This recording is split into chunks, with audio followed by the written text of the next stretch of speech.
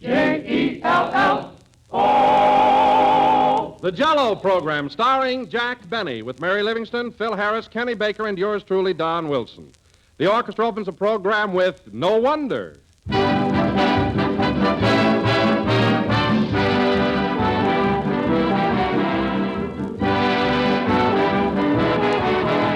We all know what the words trademark stand for, but just for fun, I looked up the actual definition yesterday and I found something I liked.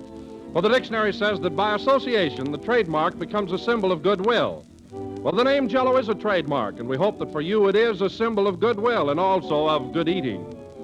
And if you always insist on genuine Jell-O by name, you're sure of good eating every time. Well, that name is the property of General Foods, and it tells you here is the real thing, the one and only Jell-O. It tells you that here's a grand dessert, bright with cheerful color, delicious with extra rich fruit flavor. If you hear any other gelatin dessert called Jell-O, you'll know that's incorrect, for there is no other Jell-O. So don't accept any substitutes. Look for the big red letters on the box. They spell Jell-O.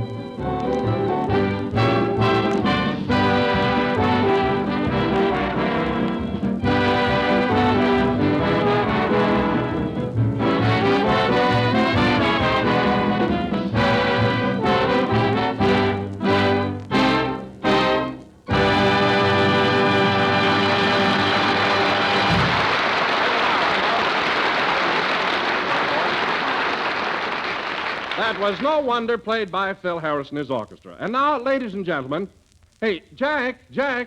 Oh, Phil, where's Jack? I don't know. I got enough trouble taking track of my hillbillies. Oh, I know where Jack is. He's in the next room talking to Barbara Whitney on the telephone. Oh, boy, is he gaga about her. Well, she's beautiful. Yes, but it's a shame the way Jack is falling for her. I think she's nothing but a gold digger. Well, she'll have to use a dredge to get any out of him. Say, fellas, let's open the door and listen in on him. Oh, no, that wouldn't be nice. Ain't that too bad? Open her up, Mary. Yes, Barbara. Yeah? Oh, you don't really mean that. You do? Uh-huh. Uh-huh. Uh-huh. Gee, that was cute. What a sap. Oh, let him alone. He's only young twice. Oh, you know I do, Barbara. I called you 4 times today, didn't I? That's 4 nickels. That's 20 cents.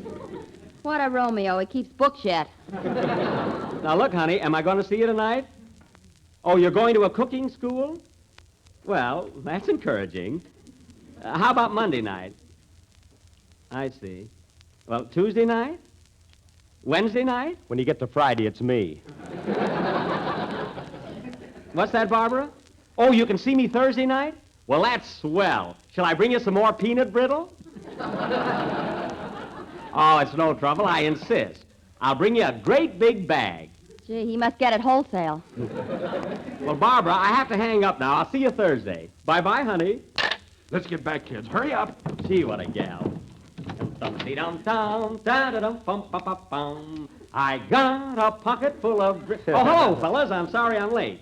I just bumped into an old friend of mine out in the corridor. Old friend, eh? Yeah, I haven't seen him in years. In fact, I used to go to school with him. I bet he was surprised to see you got out. Hey, that's a good one. Well, fellas, how about getting started with the program? I'm raring to go. Oh, you certainly look it, Jack. I've never seen you so radiant and happy. Why, you're positively beaming. Well, why shouldn't I be happy? It's Thanksgiving. The frost is on the pumpkin. I'm going to have turkey and dressing and cranberries. Nuts. And nuts and raisins. Oh, boy, it's the holiday season. All right, Jack, all right. Cut the kidding. We know you were talking to Barbara on the phone. We heard you mention her name. Barbara? Oh, I know what you mean. I was talking to my tailor in Santa Barbara. It was a long-distance call. Your tailor? Yeah. Do you always pay for your suits with peanut brittle?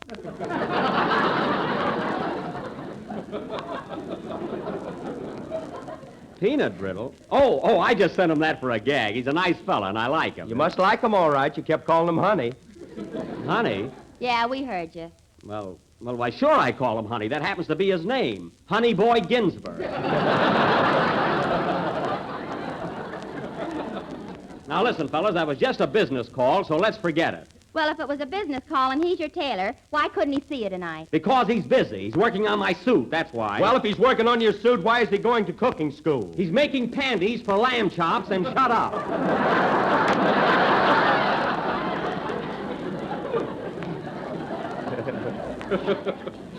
Gosh, gee, you'd think this was a quiz program.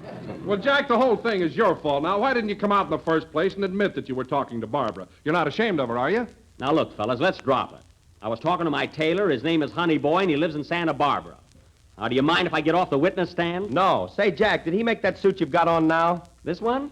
Yeah, but the cuffs on the sleeves are my own idea. It's the latest thing, too. Not bad, huh? That's the only Mackinac I ever saw with pants. Well, that's just sour grapes. You don't know what you're talking about. Say, Jack, it's not a bad-looking suit at that, but isn't it just a little loose on you? Well, yes, Don, but it's supposed to be. You see, this is an English drape model. It's not supposed to fit snug, you know. Just the same, you look like you were punctured. Well, Mary, if I were you, I wouldn't pass any remarks about anyone else's apparel, especially with that hat you've got on tonight. Where do you get them all? You ought to see this one, folks. It looks like a bird's eye view of a knit on a gnat.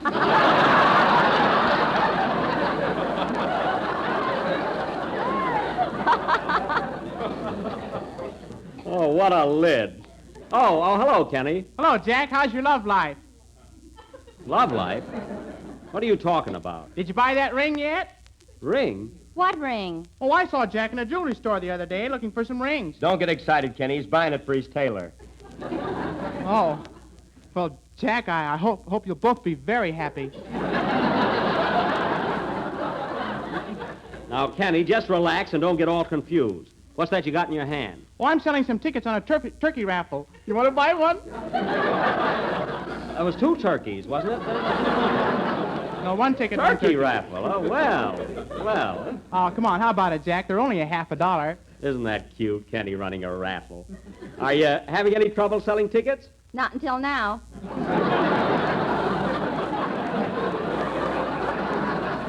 I was talking to Kenny. Kenny, it's time for your song now, and I'll buy a ticket right after you finish. How's that? Oh, buy it now, Jack. What's 3 minutes interest on 50 cents? Mary, I'm not going to interrupt the program for a personal matter. I'll buy a ticket later. Go ahead with your song, Kenny. Okay. Wait a minute, I'll take it. Hello? Who? Oh, hello, honey. Boy.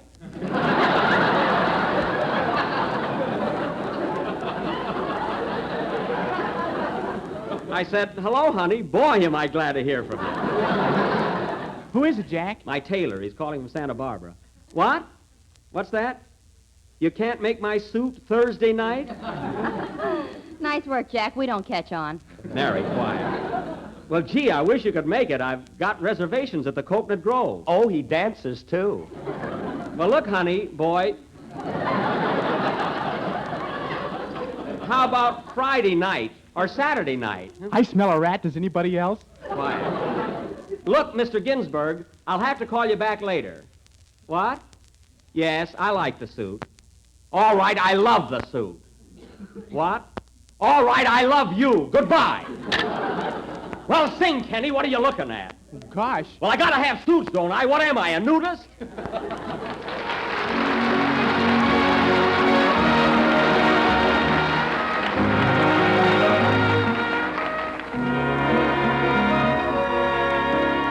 On my island of dreams, you are with me, it seems, and I care not for fame or renown. Like the black sheep of old, I'll come back to the fold, little town in the old county down.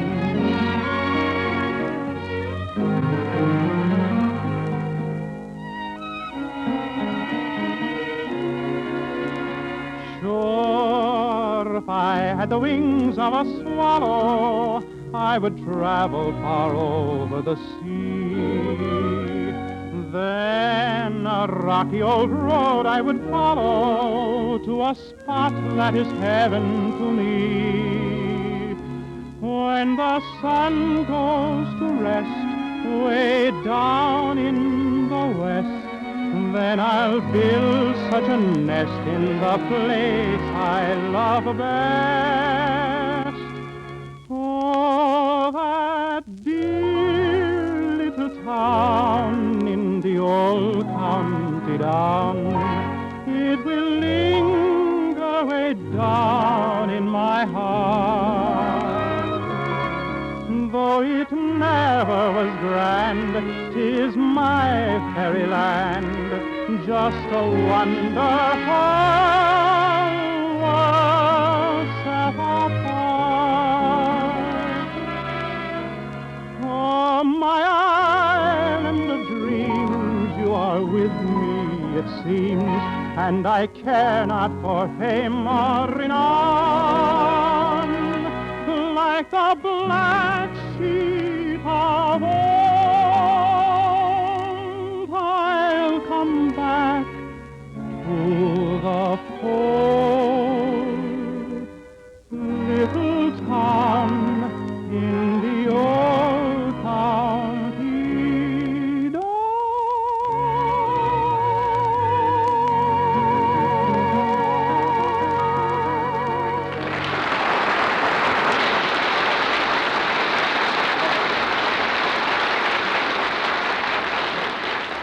That was Little Town and Old County Down, sung by Kenny Baker, and very good, Kenny.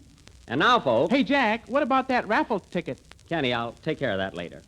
Well, you said you would right after my song. Why don't you buy it now? Oh, tell him why, Don. Because if Jack took the time out to buy a raffle ticket, I wouldn't be able to say that Jell-O is the most economical and popular dessert in America today. You see, Kenny? It is tempting, delightful, and comes in 6 delicious flavors. So look for the big red letters on the box. There you are, Kenny. I understand. And now, ladies and gentlemen, as our feature attraction for this evening is rather long, tonight the Benny Whiteface Minstrels will present their version of Metro-Goldwyn-Mayer's current film achievement, that stirring drama of newsreel cameramen and their adventures in the jungle, that sensational story, Too Hot to Handle. Thank you. As you may remember, this picture starred Clark Gable and Myrna Loy. Now, I will play the part of that ace cameraman as portrayed on the screen by Mr. Gable. Myrna Loy's role will be enacted... Wait a minute, Jack. Why do you always grab the star part for yourself? Now, Myrna Loy's role will be enacted... One week you're Bob Taylor, this week you're Gable. Why can't I have a part like that? Now, Myrna Loy's role will be enacted by... What am I around here, a stooge? Definitely.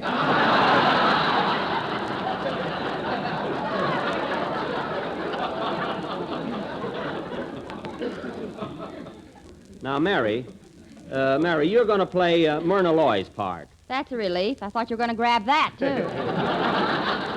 No, that's all yours. Now, you're going to be Myrna Livingston, that daredevil flyer. Now, in this play, you have a brother who is also a flyer. What are we, a trapeze act? Mary, you're an aviatrix. In fact, you're just as much at home in the air as you are on the ground. That's fine. I get dizzy when I eat a 3-decker sandwich. All right, you'll only be acting, and we'll get a better joke for tonight.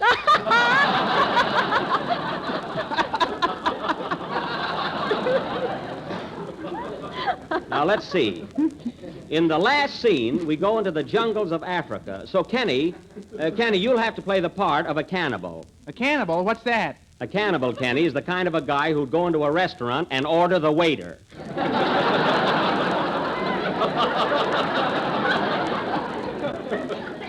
Now, Don, you'll have to be a cannibal, too. Oh, Jack, I don't think I'd like to do that. Cannibals have no class or dignity. Well, Don, we'll let you wear spats. You'll do all right. But, Jack, I can't play the part of a savage. I'm not vicious enough. Don, you'll be vicious if I have to cut your salary. Which threw me a thought.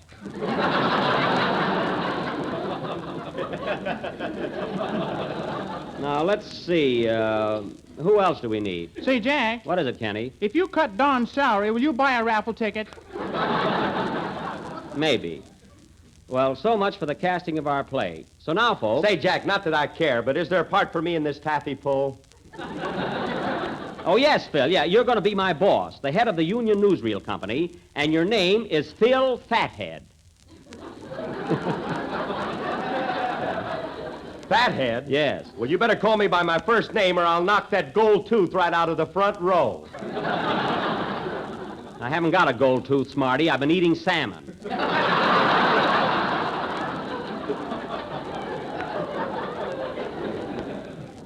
Now, our play, Spawn of the North, Too Hot to Handle, will go on immediately after the next number. Are you ready, Maestro? Yeah, but I don't like the idea of being cooped up in an office. Isn't there any other part for me? Yes, Phil. If you can stand a crank in your ear, you can be a camera. Now, go ahead and play. Hold it a minute. Come in. Mr. Benny, Yes? are you going in the jungles tonight to visit the cannibals? Yes, I am. Why? Well, I'll be seeing you. Yum, yum. Fine cannibal. I hope I give him indigestion.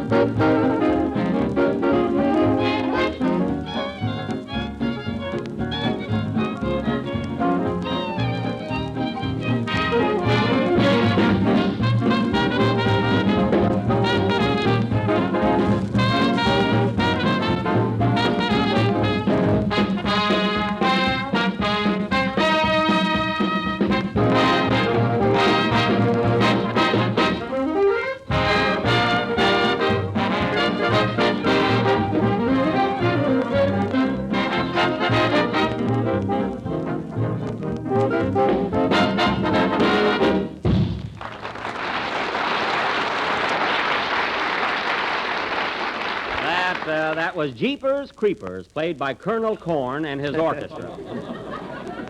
What a leader. His baton says Eversharp on it. You know, Phil, you'd think you could buy a real baton with what I pay you. Just about. Phil, I could answer that remark, but you wouldn't appreciate it. And now, folks, we will proceed with our play, Too Hot to Handle, or Sleepy Time Down South Africa. The opening scene is the office of the Union Newsreel Company, New York City. As the curtain rises, we find the editor impatiently awaiting the arrival of his ace cameraman, Clark Benny, who needs no introduction. Curtain music.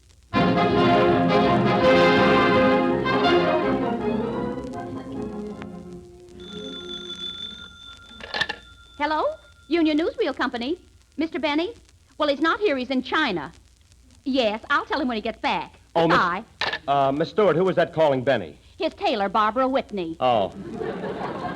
Well, Clark better get here today. I sent him to China 5 weeks ago to get some war pictures. We need him right away. Here he comes now.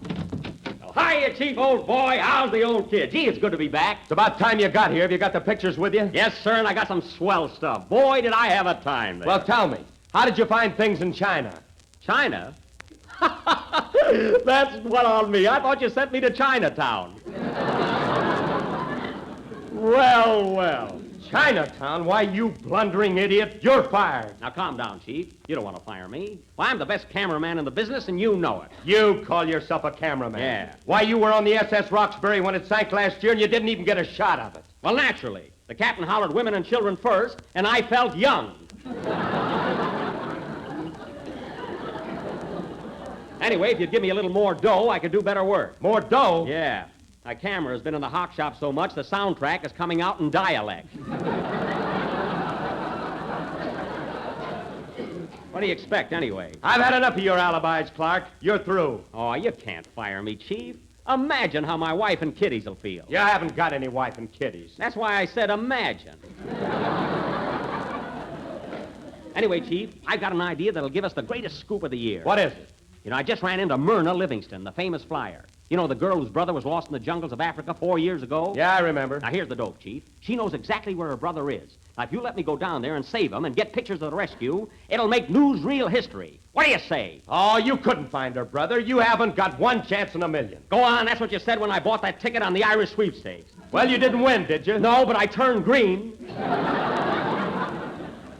Now, look, Chief, Myrna will be here in a few minutes, and I don't want to disappoint her. Come on, what do you say? It's a deal, but remember, this is your last chance. Thanks, boss. You'll never regret it. Here she comes now. Hello, Myrna. Hello, Clark. That's Clark.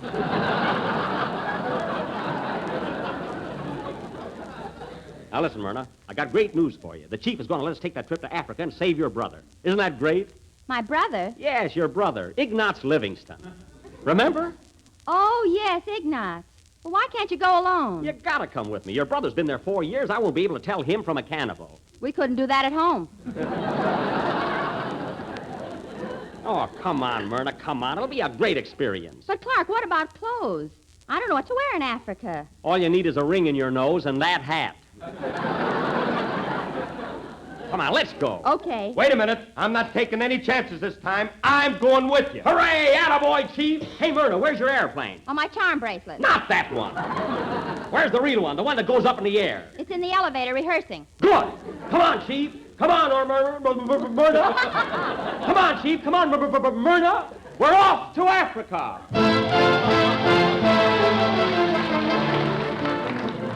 2 weeks later, Clark, Myrna, and Fathead land in Africa. As we pick them up, they've been fighting their way through the jungle for several days and have almost reached their destination.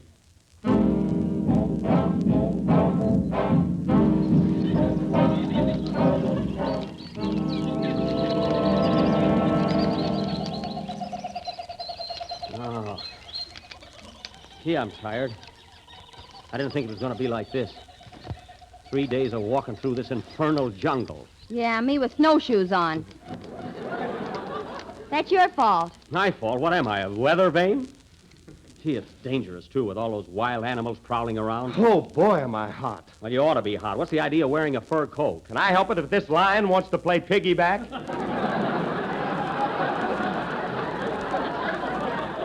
Oh. Get off of there, lion. Get off. Ouch. This wouldn't happen if it wasn't an MGM picture. Gee, I hope we get there pretty soon. Hey, listen to that. Careful, there must be snakes. Could be our audience, you know.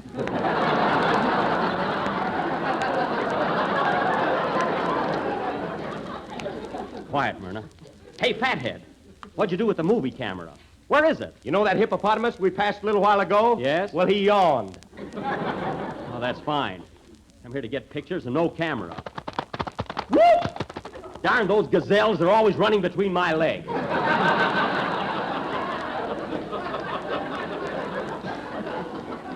Oh, Clark, look. What's the matter? Look, there's my brother Ignaz. Where? Right over there. That's a baboon. Oh, look at him. Isn't he cute? Hello, baboon. Hello, Uncle Jack. Uncle Jack? Now, that's just a wild guess. Oh, yeah? How's everybody in Waukegan? Oh, a wise guy, eh? Let's get out of here. Relative. That baboon don't look a bit like me, does he, Mary? He would if he'd shave. Oh, you've been reading Darwin. Hey, listen to that. Listen to those tom-toms. We must be almost there. What's that right ahead of us? A village. And there's a whole tribe of natives. Gee, they're fierce looking. Yeah. Here comes one of them this way. Now act nonchalant. Let me do the talking. I can speak their language. Hello there. Goomba. I'll find out where Ignaz is. Uba, Gooba, Lolly, Mono, Ignaz? Ignaz Gooba Bula Kiki Floy Floy.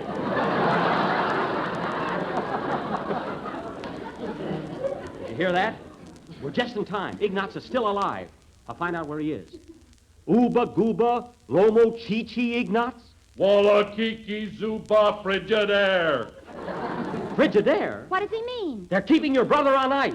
Why are they keeping him on ice? So he won't be too hot to handle.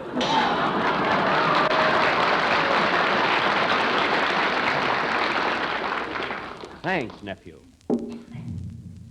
Hey, there they go again.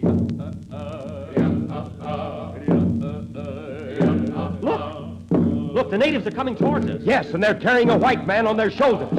You're right. That's my brother. We must save him. Do something, Clark. Do something. Take it easy, Myrna. Don't get hysterical. I'll talk to the chief of the tribe. I think that's him in front.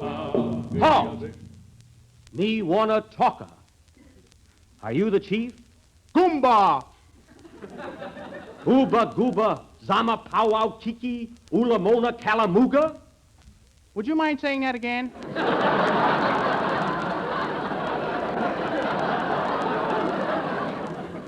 Oh, he talks English. Yes, I went to college, but I came back to the jungle to govern my people. Good, then we can talk. Now listen to me. The white man you are holding prisoner is this girl's brother, and I want you to release him immediately. Oh, no, we're going to eat him.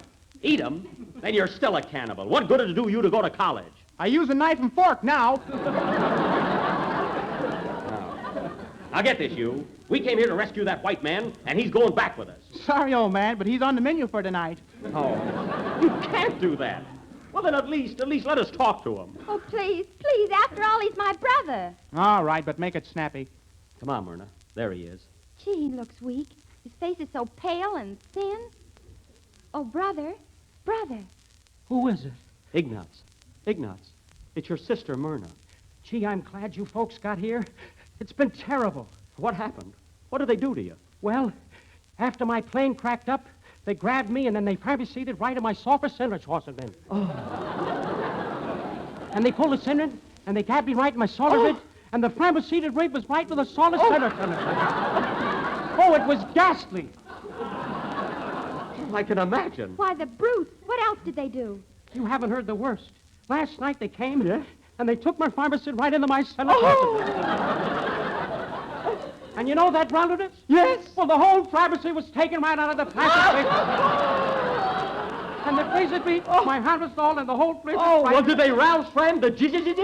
They certainly did. That's a lie. You keep out of this, Chief. I've had enough from you. Oh, yeah? Wait till I get you in a casserole. I'm not afraid of you. Now, come on, fathead. Let's grab Myrna's brother and go. They're starting again. Stop that noise. Quiet. My people are getting ready for the dance of death. The dance of death. Listen. Bula ma cha-cha!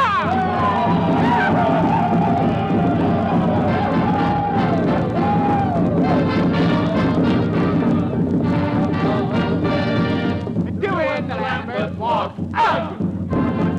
Isn't that marvelous? Gee, they do it good. Come on, Clark, let's dance. Okay, swing it, you headhunter. Swing it.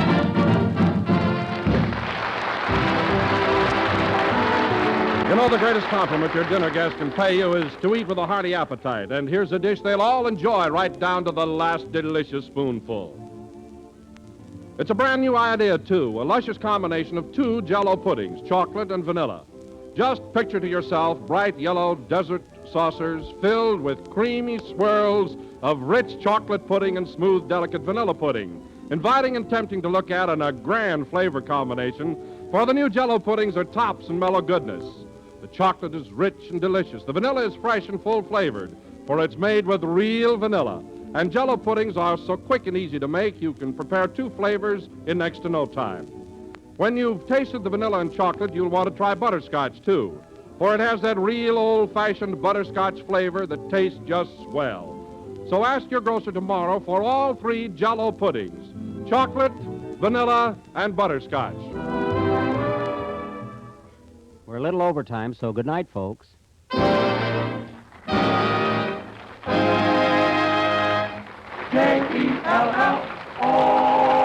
Baker appears on the Jell-O programs for courtesy of Marvin Leroy Productions. This is the National Broadcasting Company.